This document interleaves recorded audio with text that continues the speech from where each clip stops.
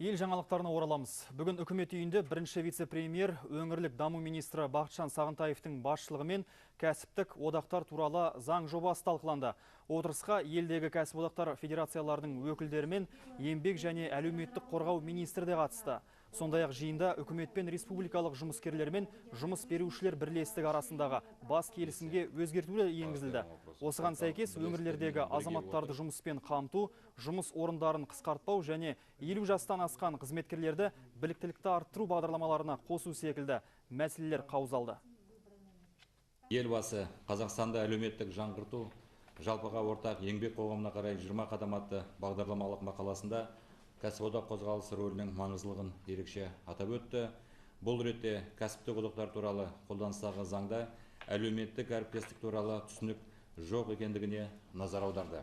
Қазіргі уақытта кәсіподақ қозғалысын жаңғырту жөніндегі шешуші қадамдарды қабылдау қажеттігі туындап отыр.